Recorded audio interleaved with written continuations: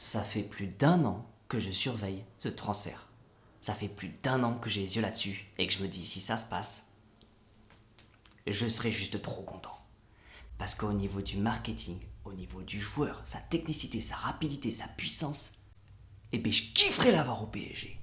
Je parle bien sûr de Paolo Dybala. Juste après l'introduction.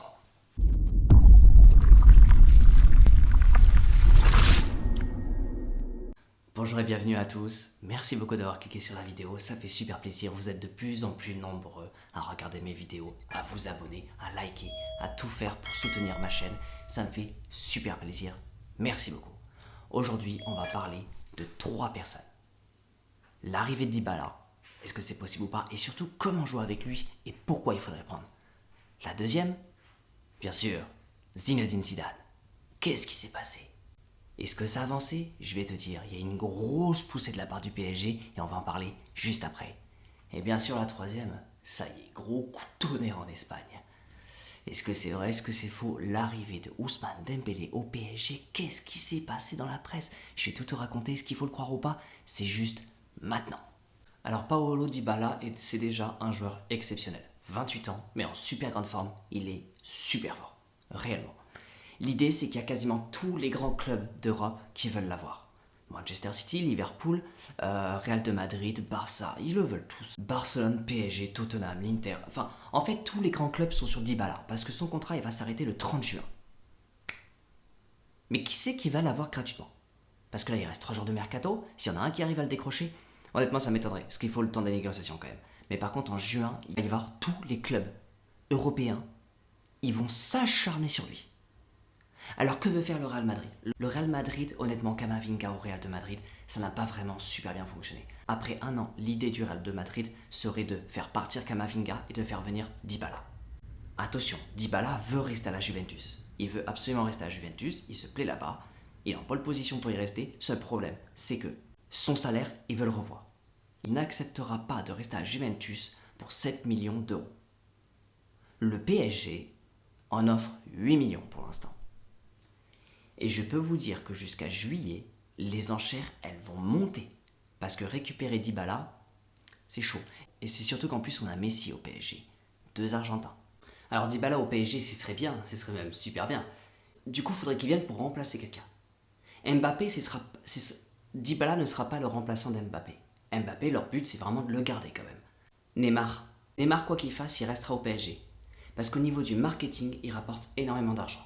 Messi, pareil, ils vont le garder le plus longtemps possible parce qu'il rapporte énormément d'argent. Moi, je pense qu'il remplacera Di Maria. Alors, vous allez me dire, Di Maria, il a toujours répondu présent, il a toujours été là en Ligue des Champions, il a marqué des buts somptueux, on le sait, Di Maria, il a le cœur pour le PSG. Je suis d'accord avec vous. Mais le problème, c'est que Di Maria, aujourd'hui, il a 33 ans et il est sur la pente descendante de sa carrière. Donc moi, je pense que ce serait pas plus mal de faire partir Di Maria et de faire venir Dybala. Et je vais vous prouver ça maintenant. Déjà, je vous montre un petit peu les statistiques de Dybala. Il a été 5 fois champion d'Italie, il a gagné 4 Coupes d'Italie, une fois finaliste de la Ligue des Champions en 2017, et il a gagné la Super Coupe d'Italie en 2015. Au niveau du compteur des buts, c'est 96 buts en 248 matchs. Ce qui n'est pas exceptionnel, mais ce qui reste quand même assez puissant. Quand on compare à Di Maria, c'est 238 matchs pour 78 buts. Et maintenant, je vous fais la comparaison, sachant que sur les 3 dernières saisons, Di Maria a mis 19 buts en 90 matchs. Et oui, il a 33 ans et il est sur la pente descendante de sa carrière. Donc quand on compare les deux, on peut clairement apercevoir que Dybala, il est plus jeune et il est plus en forme que Di Maria. Donc un départ de Di Maria pour une arrivée de Dybala, ça serait, je pense, une bonne idée.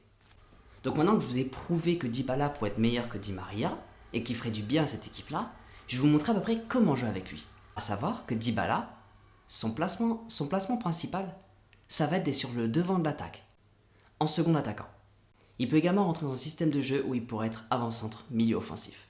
Et son pied principal est le pied gauche, un peu comme Messi. Mais comment du coup le faire rentrer dans la rotation avec tous ces grands attaquants? Je vous montre ça maintenant. Donc dans un premier temps, j'aurais mis clairement Dybala sur le côté gauche, Mbappé en pointe et Neymar sur le côté droit, avec Messi en tant que numéro 10. Mais ça peut se jouer également d'une autre façon. Mbappé à gauche, Dybala en pointe et Neymar à droite. Et Messi qui resterait en numéro 10. Le fait de mettre Messi sur la gauche ou sur la droite de l'attaque, je n'aime pas du tout. Pour moi, Messi n'est plus à l'âge où il doit faire des sprints et percer des défenses. Il n'a plus l'énergie pour ça. Mais par contre, en termes de distribution de ballon et de création de jeu, il est fait pour ça. Il a quasiment toujours joué au Barça comme ça. C'est sa manière de jouer. Il ne courra pas, mais par contre, au centre d'un jeu, il peut éclater des défenses.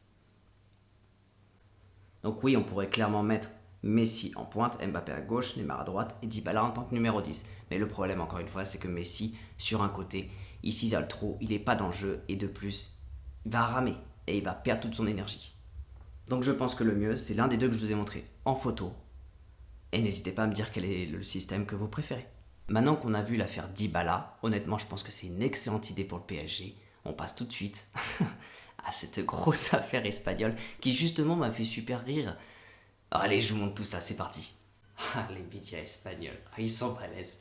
Ils sont trop forts les médias espagnols. Donc c'est-à-dire qu'en fait le mec il sort de l'aéroport et il y a Leonardo qui l'appelle et il prend pas son téléphone de façon normale. Hein. Il le prend, c'est-à-dire qu'il va pas le prendre même pas, il va même pas le prendre devant ses yeux. Il va se prendre comme ça et il y a un paparazzi qui est derrière. Non, c'est génial. Franchement, c'est marrant quand même. Donc du coup, aujourd'hui, sur Google, vous tapez Ousmane Dembélé PSG et vous avez une ribambelle de titres accrocheurs du style « Waouh, la bombe atomique qui vient de sortir !» C'est les Espagnols, faut pas trop leur en vouloir. Après, c'est leur job, ils veulent vendre du papier, mais alors franchement, quand je vois tous les tweets qui ressortent d'un coup, genre en mode « Ça y est, c'est parti, Ousmane Dembélé arrive !» Et la mise en scène d'Ousmane Dembélé, bravo à toi. Bon, maintenant qu'on a bien rigolé, on va passer aux choses sérieuses. Et on va passer à, je crois, mon vœu le plus cher. Zidane au PSG. Alors, Zinedine Zidane au PSG. Alors, on pourrait en parler à vie. Le sujet tabou jusqu'au prochain été. En tous les cas, le PSG vient de faire une offre. Écoutez bien. 41 millions d'euros annuels bruts. C'est stratosphérique. C'est incroyable. Donc ça veut dire qu'en fait le PSG là ils sont réellement en train de mettre la seconde sur le dossier, le dossier Zidane. Et écoutez-moi bien. Si Zidane accepte et arrive avec ses 41 millions d'euros bruts annuels, il deviendrait le coach le plus cher de l'histoire du football. Simeone est à un peu plus de 40 millions d'euros. Guardiola est à 32 millions et Klopp est à 27 millions d'euros. Donc là, on parle bien des 3 plus chers entraîneurs du monde. Et Zidane, qui n'a pas entraîné depuis 1 an, mais qui a quand même 3 Ligues des Champions d'affilée, et en plus, il est dans le viseur du PSG qui, eux, sont illimités au niveau des salaires. Zidane, avec 41 millions d'euros annuels bruts, deviendrait le coach le plus cher de l'histoire du monde, du football.